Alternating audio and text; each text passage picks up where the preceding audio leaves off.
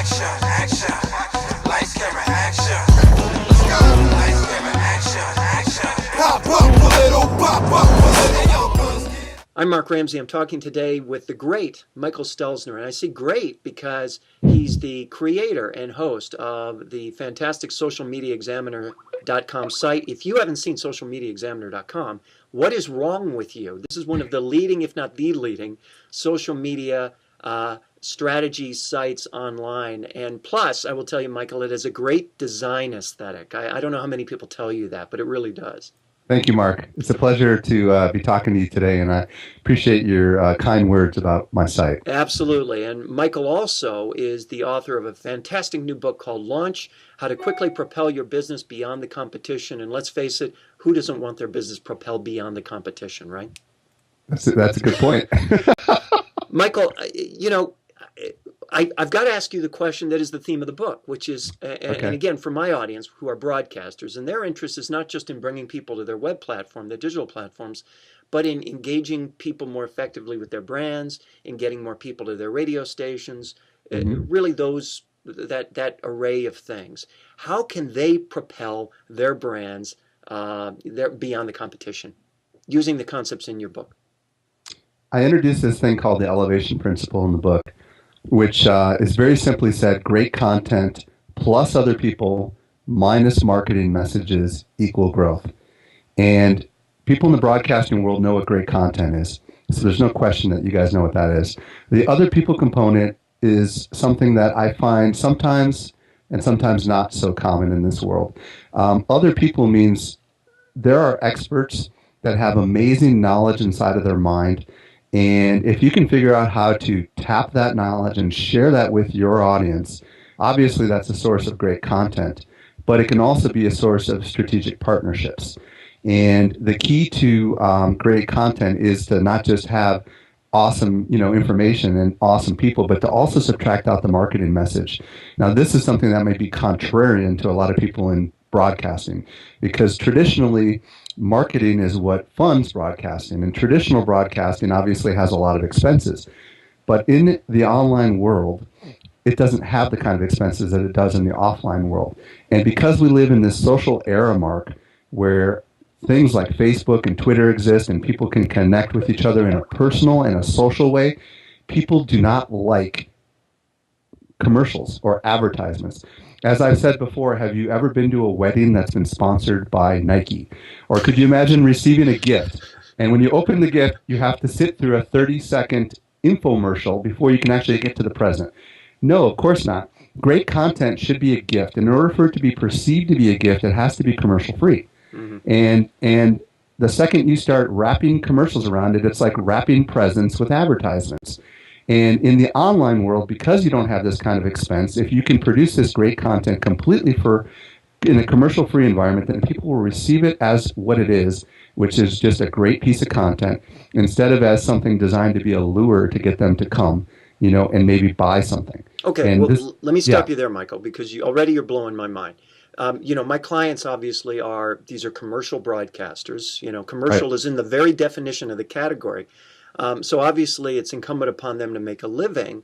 But what you're saying is not mutually exclusive with that notion, right? I mean, how can they use the elevation principle non-commercially, as you described, for the betterment of their brands in a commercial context?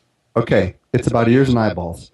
So if you can build a place that is fed by your great content, where people want to keep coming back for more, and you can build mechanisms in place to get them to come back for more. For example, a subscription kind of thing, like sign up to be emailed every time we have a new broadcast or something along those lines.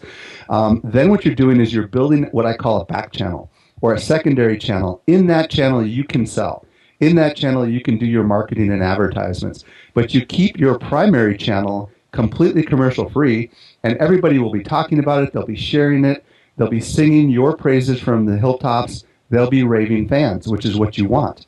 Because as you said to me before we started this, people have the attention span of a flea. They don't. The second your commercial comes is the second they're going to abandon ship. So why not get them to come back to your trough time and time again by just producing what you're best at, which is outstanding content, and using some secondary mechanism like a subscription form to build this big following that you can broadcast to every time you have something to share. Okay, so then help me understand then, it's on the second tier basically that the monetization occurs. So how would that look? If for example, I do here's my morning show doing a special video Right. blog every day, sign up for the subscription and you'll get it for free every day. Are you saying that in that content, that's where the messaging would Yeah. be, the advertising would be? Let me give you an example. I'll speak from my own experience. Social Media Examiner publishes video, and we publish articles, and we have one piece of content that we publish every day that is extremely content rich. Okay, the kind of stuff that people go crazy over. It's not it's not just small stuff. It's really deep stuff. So people come to it for the first time, and they love it and they want to come back for more. So we offer them a free video called a Facebook marketing video tutorial if they sign up for our daily broadcast. We have 83,000 people that get emails from us 6 days a week. And in those emails is a one paragraph description of the post of the day, even if it's a video, and then a click that says go here to read it or watch or whatever. And below that is a 70-word ad of some kind, which is often for free stuff, which is the best kind of advertisements. Like go here for a free ebook, and that's somebody perhaps that is paying for that exposure, but it doesn't look like an ad. Or for my book, go here to get a first free chapter of my book. So it doesn't even smell or look like advertising. But because it's such a simple little broadcast that goes out every day, we have a very high retention rate. We only get about 5 to 13 people a day unsubscribing from our list. But we add 500 people every single day using this model. Wow, that's amazing. So what you're kind of saying is that maybe we're not being clever enough, creative enough, or investing enough attention into ways to monetize these relationships the way they want to be monetized. Is that really what you're arguing? Well, I think at the end of the day, instead of thinking about how can we monetize, you need to think about how can we own an audience? How can we build a massively big audience? We didn't do any monetization until we had at least 10,000 subscribers. In my opinion, marketing is like friction for your rocket ship. I know you have to do it, and I know you have to sell something. But the more you do it, it's like flaps going up on the airplane. You slow down, so you have to know how to pull these levers and be careful and track whether or not people are like abandoning, because the second you start overdoing it is the second it goes crazy. But I don't know if I went off on a tangent, Mark, or not. No, in fact, I think that's exactly germane to my question, because what you're really saying, and correct me if I'm wrong, is that look, because I got to tell you, from clients every day, I'm hearing the same thing. Well, how do we monetize that? How do we monetize that? The emphasis is on monetization first, content second. The emphasis is on monetization first, audience size second. And what you're saying is, look, if you don't have an audience, there's nothing to monetize. Put the monetization concept in back of the conversation about how do we grow and build a large audience, and then monetization magically comes. Is that right? That's absolutely true. And as a matter of fact, in the case of Social Media Examiner, 4 times we've had offers to buy our business. One was after we were only 2 months old. We are turning away advertisers every day that want to advertise on our site because we're a commercial-free environment. If we wanted to, we could do that, but we know it would turn away our audience.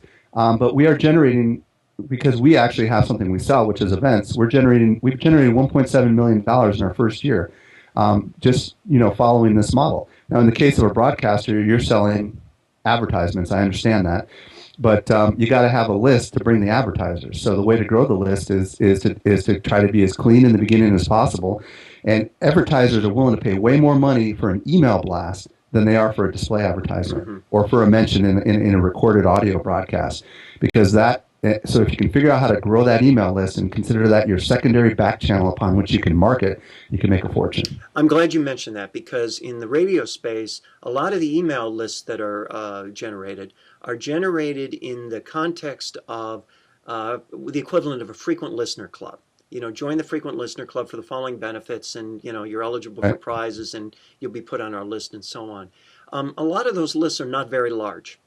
There are a lot of stations which are very large. Is that the wrong way to go about building a list?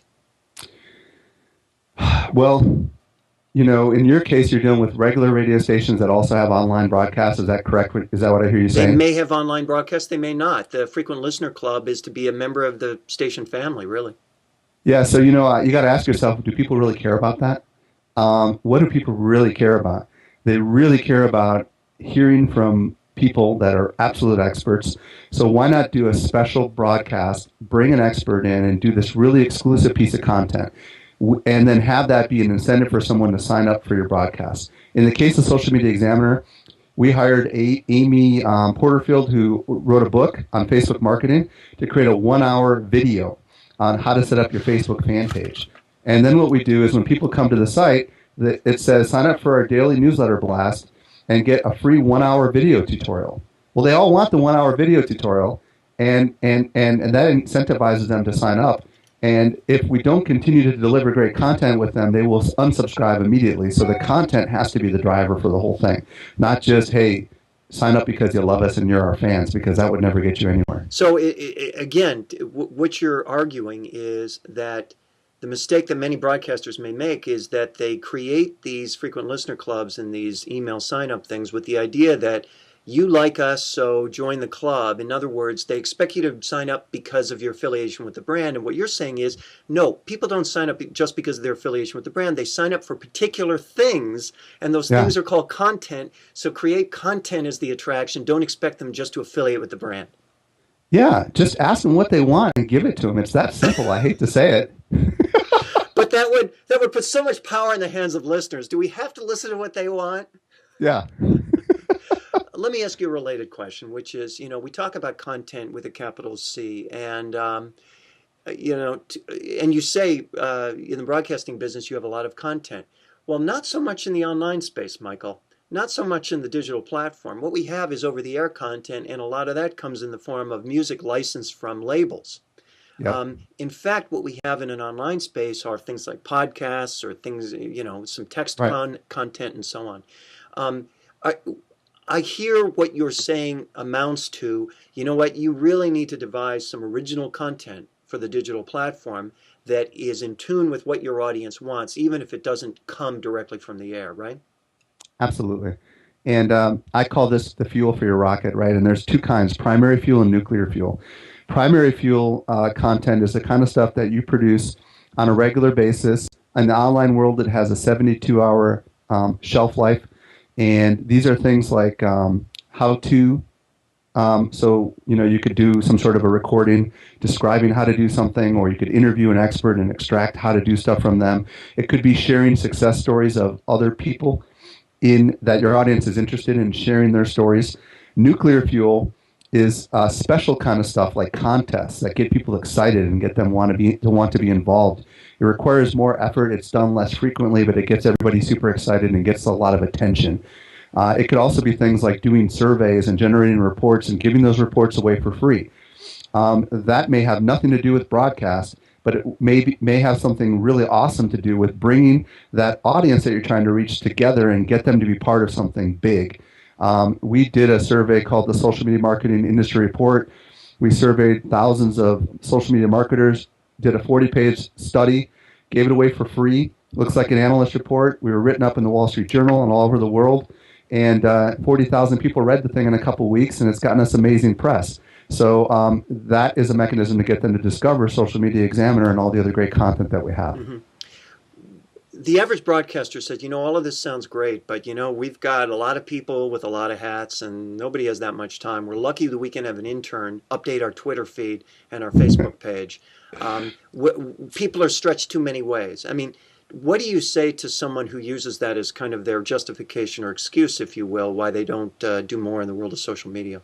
I say that they're stuck in an old rocket ship and they can't get out of the gravity. And eventually that rocket ship is going to come crashing down and they're going to regret it. Bottom line is there are thousands of journalists that are out of business because of new media that used to work for traditional newspapers and stuff. There are plenty of broadcast journalists that are freelancers. If you, instead of investing money in buying airtime on other people's shows and advertising your show, just take some of that money, even a tenth of it, and invest in content creators. They're cheap. Mm-hmm. And they're out there. They don't have to work for your organization. And there's plenty of them that are just graduated from college that are looking for work. They're out there. And all you got to do is just start with it. It is not expensive at all. And if you don't have the manpower in-house, and get it from the outside, start small, experiment with it, and then once you get a taste of it, I can assure you that you're going to want to do a lot more of it, because the response is going to be crazy when you begin to see what you can do with this medium. Now, you aren't an expert in radio, obviously, but you are a listener, I assume. I mean, almost everybody listens to the radio, universally available. You may have some Absolutely. some attitude with regard to the execution of social media in that particular medium. And I wonder, and I'm not, again, I'm asking you this on the fly. You didn't prep for this question, but what is your assessment of the way that you see personally in your own life radio use or abuse social media? Well, I'm an AM radio guy, so I listen to talk shows. And I got to say, these guys got it right early. A lot of talk show hosts, like there's this guy named Hugh Hewitt, who's a conservative talk show host, who brought bloggers onto his radio show very early and started talking about how these bloggers were breaking news stories and how he was encouraging people to follow him on Twitter. And he began to see how this social medium was enabling him to do some pretty cool stuff. I don't listen, obviously, like most people, they have just one or two radio stations that they listen to, so I don't have a good high-level perspective on how the entire industry is doing it. But I was really impressed, and I think that maybe broadcasters that are on the music side could take some hints from those that are on the AM side, that are talk show hosts that are into generating all this kind of content. I still think that the radio world is still very slow to adopt the social media stuff. I mean, I have taken a look at some of the stuff that's out there, and it's still, there's a long ways to go. The big challenge I think that the radio world faces is that radio is a linear medium, and social media is not a linear medium. And television and radio are, you have to listen throughout the content, you have to watch the whole content, you try to capture an audience. But in the online world, in the social media world, it's a multitasking world.